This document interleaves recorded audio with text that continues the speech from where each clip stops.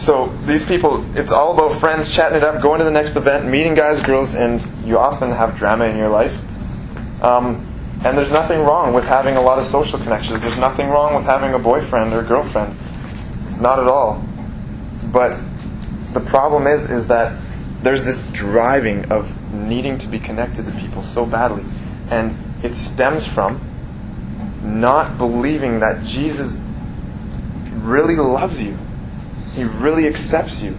He really loves a part of you that people can't even see. I heard one story once where it's like, the little kid's like, why can't we see God, Daddy? He's like, well, you can't really see your mom either. It's like, what are you talking about? It's like, I can see her, she's right here. No, that's just your mom's arm. Well, what about, that's just your mom's face. That's not your mom.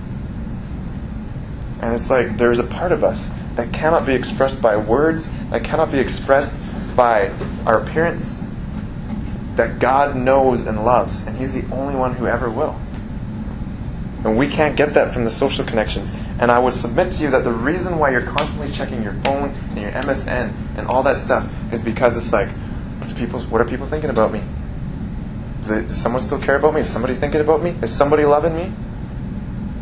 And you're never going to stop. You're just never going to stop because that doesn't satisfy. And there's always going to be another person, another person, another person. It's kind of like when you get in an argument with somebody and it's like kind of unclear who was right in that argument.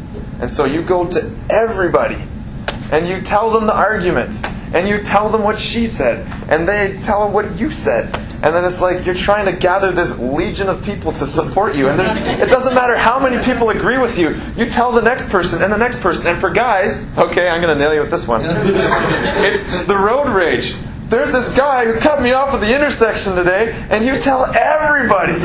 The next guy comes in, oh, you should see what happened to me on the highway today. This happened, and the guy fingered me, and it was totally his fault. And it's just like you're trying to get that affirmation. I'm loved, I'm accepted, I'm justified, I'm right. And there's no end to it, because only God can provide what your heart is longing for, that love and acceptance, that justification.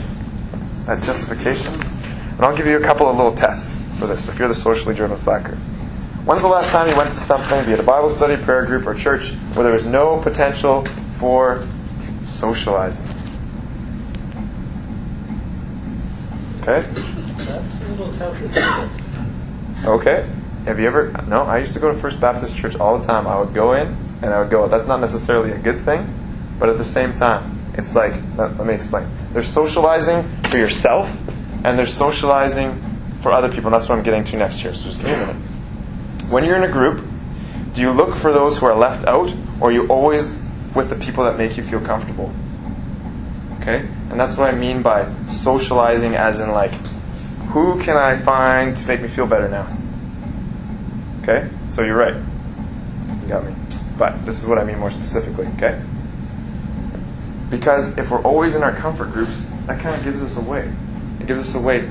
We're looking for the love and acceptance from people. And all of us are in some extent, okay? I am, you are, we, it's just part of us. But at the same time, we need to grow in those areas, right? What I was talking about before, God's love is a giving love. It's a love that's like, you're annoying, you smell, and it just, there's nothing pleasant about hanging out with you. There's nothing pleasant about you.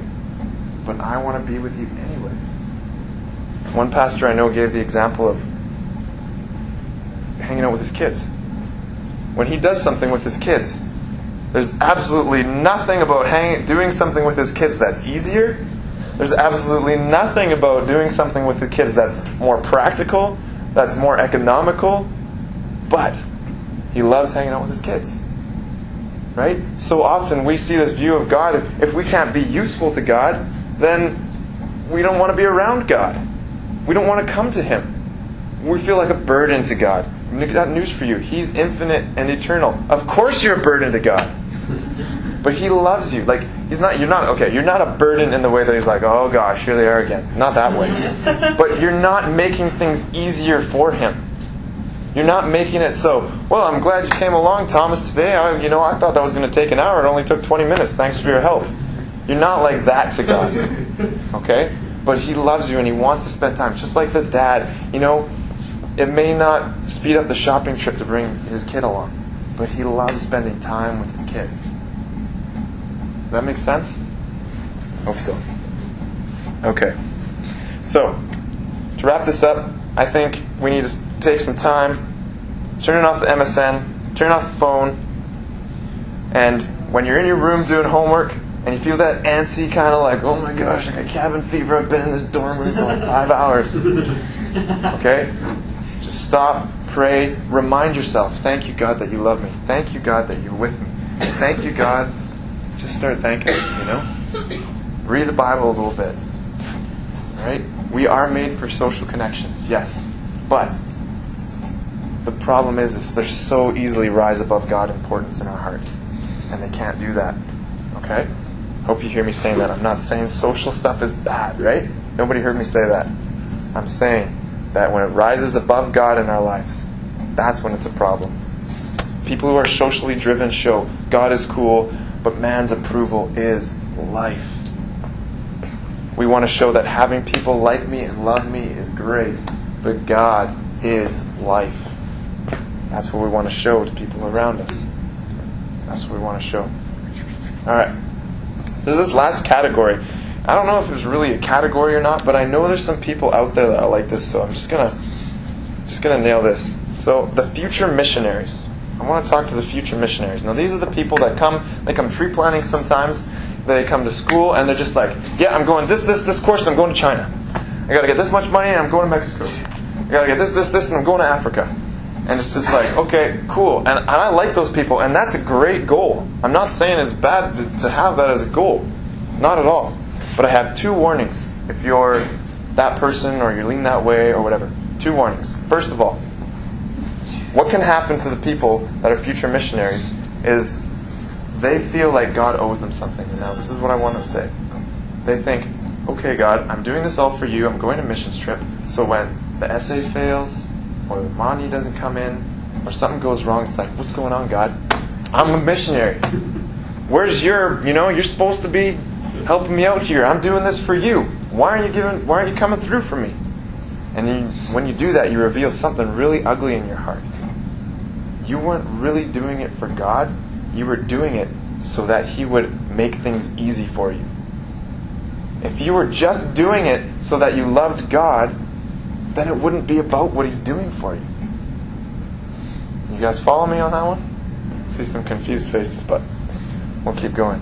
So, for example, if I really care about Dan, and I'm like, okay, Dan, I'm going to, fix your car for you, just because you're such a good buddy.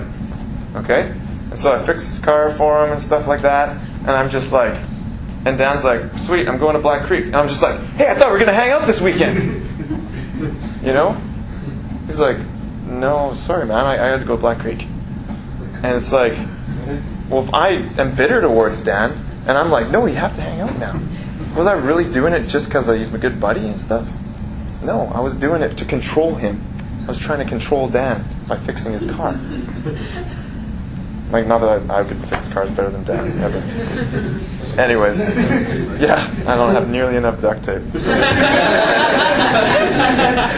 Okay, so that's one warning I would give to the future missionaries. Be careful if you're using your missionariness as a bargaining chip with God. I'll do this if you give me this, but if you don't give me this, no missionary trip for you, God. Be careful you're not using it as a bargaining chip. The second thing is pretty simple, and I know this has come up here, and because I trust the leadership here, and I know what they're telling you. And this is for all 3 groups. Get on mission right now. That is my edict to you. Mission right now. Okay?